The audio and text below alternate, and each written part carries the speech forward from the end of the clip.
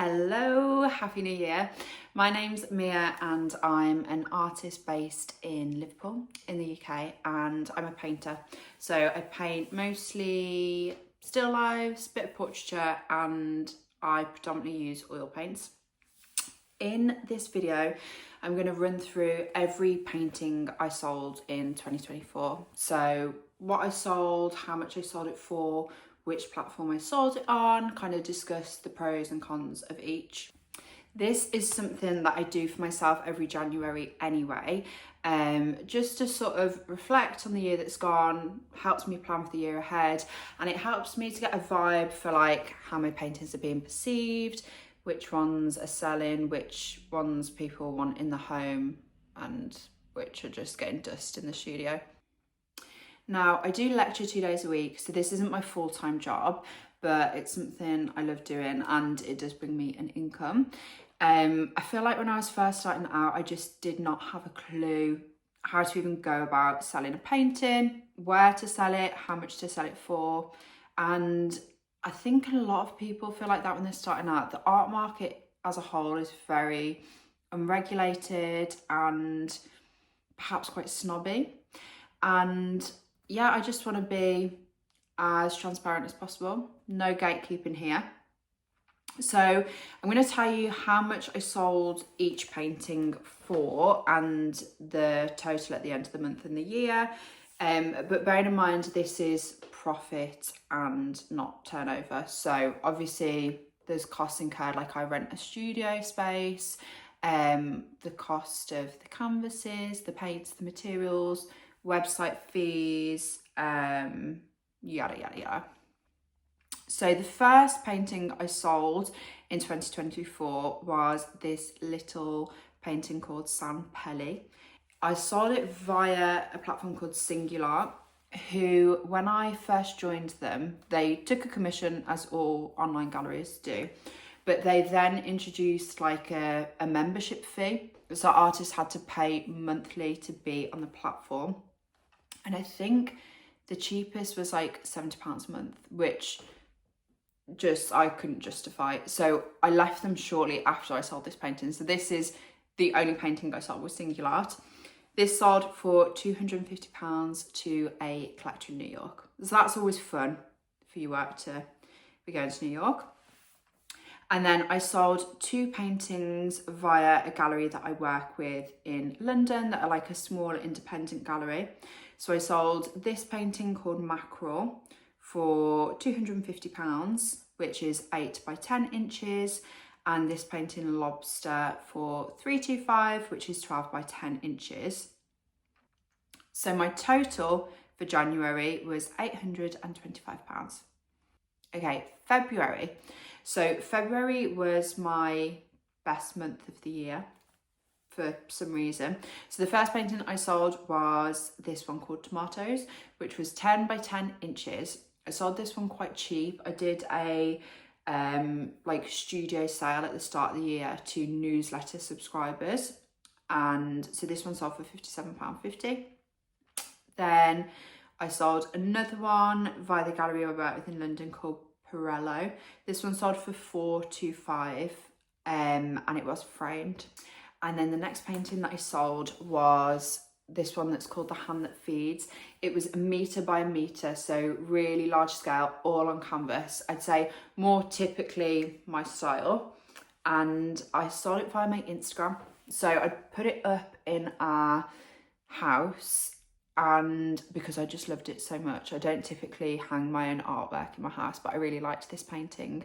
Posted it on my Instagram and it sold within like less than 10 minutes of me posting it. And it sold for £1,100. So that was really nice. I wasn't losing any commission. The lady who bought it lived in Liverpool, like 5 minutes around the corner, so I dropped it off. It was just like the perfect sale.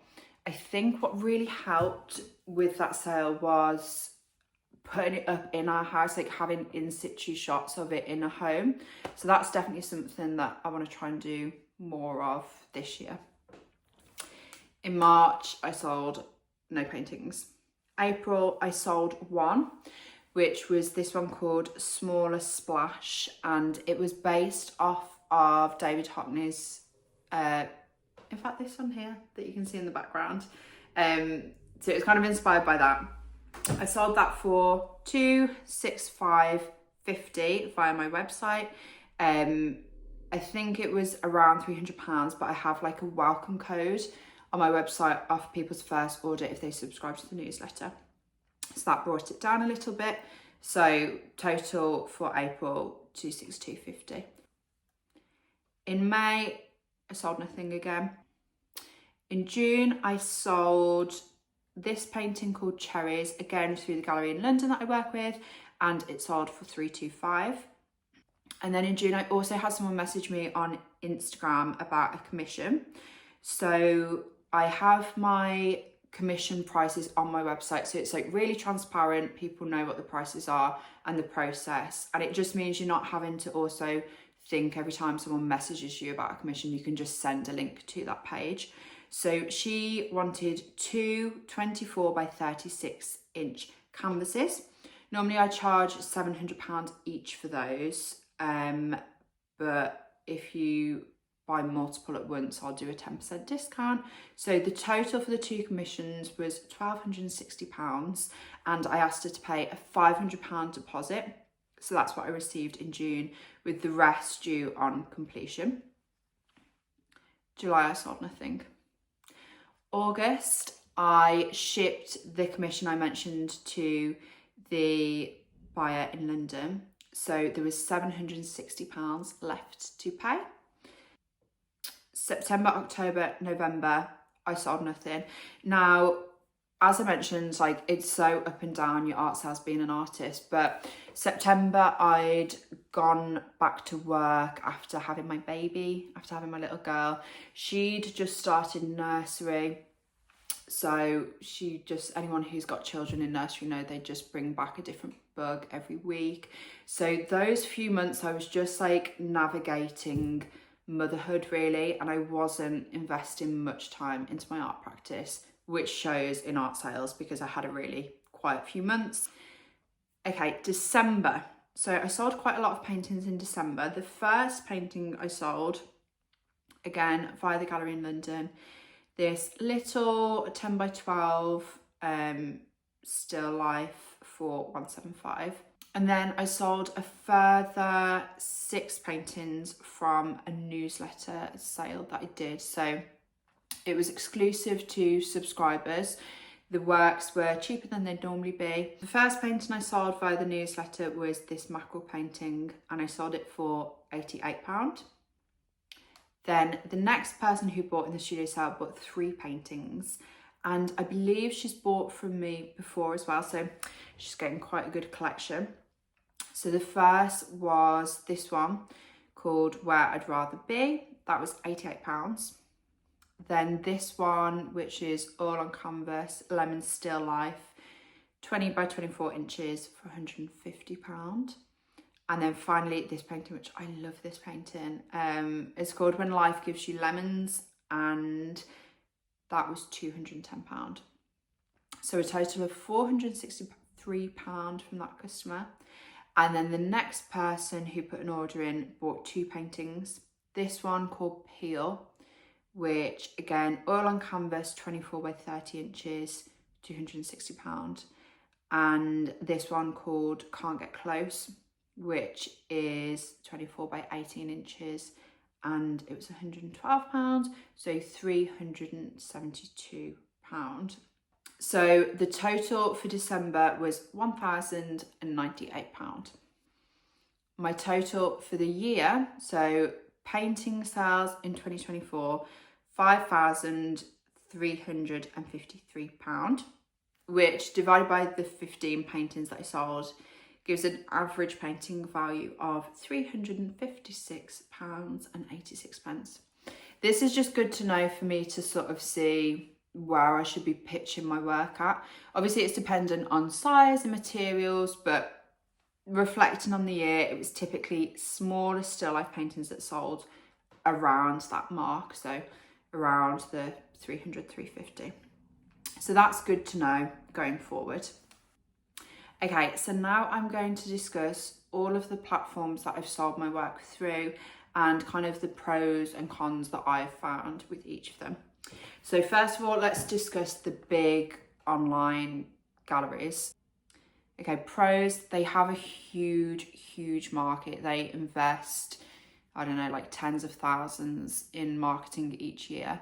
So I've sold work previously to collectors in like New York, Canada. So it's kind of fun for your work to be getting shipped internationally. Also, they deal with the customer, so it's pretty straightforward. They just send you the shipping label, you package up the artwork and send it, or a courier comes and picks it up actually.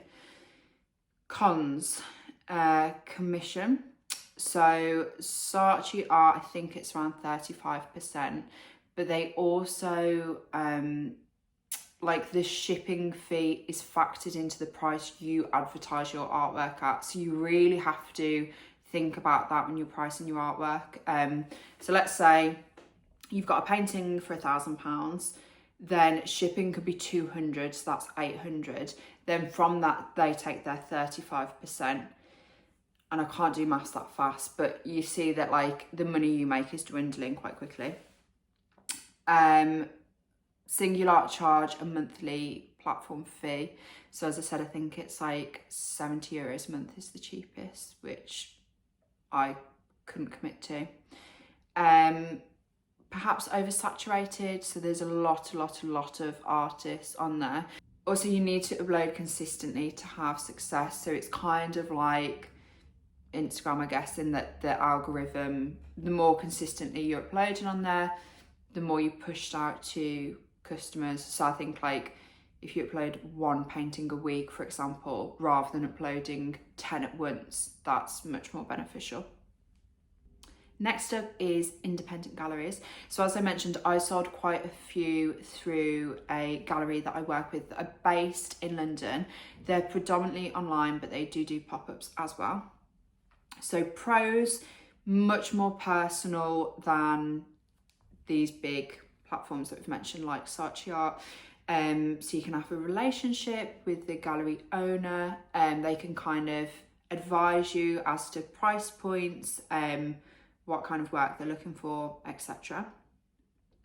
With the gallery I work with, each time I send them a collection, I'll just ship all the paintings to her and then she ships them out from there. So it's like super stress-free. Exposure, they've got a bigger following than I have. And also opportunity to be in exhibitions, pop-ups, group shows. So cons, commission. So typically galleries take between 30 to 50% of the sale price. Some galleries take more. For me, if a gallery is asking for more than 50% commission, I wouldn't work with them. That's just me personally. Okay, website. Pros, not losing any commission, so all the money is your own. It's also more personal, so you're dealing with that customer directly.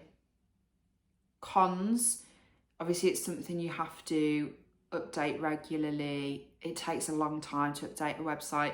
You want it to look professional. Mine certainly could do with some attention at the minute. And also website fees. So you can have like an online portfolio, and I think some platforms you can do that for free, but if you want a website that can take online sales, then you will have to pay for it. I'm with Wix and I pay about £200 a year for my website. Newsletter. Pros, you build a community and repeat loyal customers. So most people that buy my artwork have bought artwork from me before. It's also free, so I use MailChimp, and I think up to the first 2,000 subscribers, it's free. I've got about 200.